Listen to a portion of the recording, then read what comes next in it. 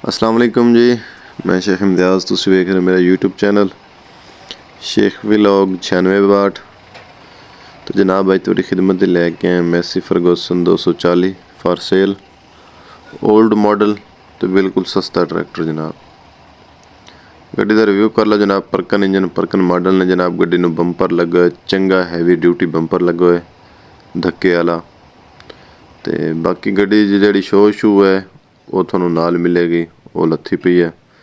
बाकी गड्डी दी बिल्कुल एक एक चीज़ दी क्लियर वीडियो बनाई है जनाब, तो तुसीं रिव्यू करदे हो जनाब। तो जेड़े भी मेरे चैनल ते नवे आए ने चैनल नूं सबसक्राइब कर लैन, घंटी दे निशान नूं आल ते कर देन ताकि सब तो पहले मेरी आने वाली वीडियो तुहाडे तक नोटिफिकेशन पहुँच सके। जैक असैंबली लगी हुई जनाब। गड्डी ट्राली तो चलती रही है पहले। पिछले टायर थोड़े मट्ठे ने बिल्कुल जी। बाकी रिमन की कंडीशन हालत वेखदे हो जनाब। तो जनाब वीडियो तो लाइक तो कमेंट जरूर किया करो। तुसीं गड्डी का रिव्यू करदे हो, असीं तुहानूं गड्डी दी डिटेल देने जनाब। हिच बैक साइड तो लगी है, नाल कोई नहीं देनी जनाब। लिंकां इहदियां कोई नहीं गड्डी दियां। ते फ्रंट ते बंपर लगे है, सिर्फ वही नाल मिलेगा, ठीक है।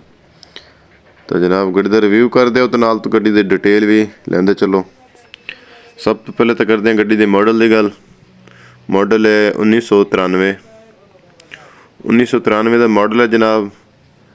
तो मालिक इसकी डिमांड कर रहे हैं 6.5 लाख रुपये। 6,50,000 रुपये मालिक इसकी डिमांड कर रहे हैं। मौके पर कमी पेशी प्यार मुहब्बत हो जाने। मालिक का मोबाइल नंबर स्क्रीन पर शो हो रहा। मालिक नाल डायरैक्ट रब्ता कर लो। लैन देन साडा कोई तलक नहीं। लैन देन मालिक नाल खुद कर लेना जे। साडा काम है वीडियो बना के ला देना। तो किसी होर बई ने कोई भी जरी औजार कोई ट्रैक्टर फॉर सेल करना होवे मेरे चैनल थ्रू सेल कर सकता है। मोबाइल नूं टेढ़े रुख करके 5-7 तस्वीरां या 4-5 मिनट की वीडियो बना के मैनूं सेंड कर दें। मैं वीडियो बना के ला दाँगा यूट्यूब ते वीडियो लाने दे कोई चार्जेस नहीं है जनाब। वीडियो फ्री ला के दाँगा, ठीक है। तो जनाब आई सी छोटा जिहा एक video tractor for sale the. Antique tractor genuine tractor से पिछों बंद है जनाब। बाकी ट्रैक्टर जैनवन आ। तो असीं तुहाडी खिदमत लैके आए tractor the for sale video. तो सानूं दे इजाज़त मिलेंगे एक नवी वीडियो नाल। Thanks for watching.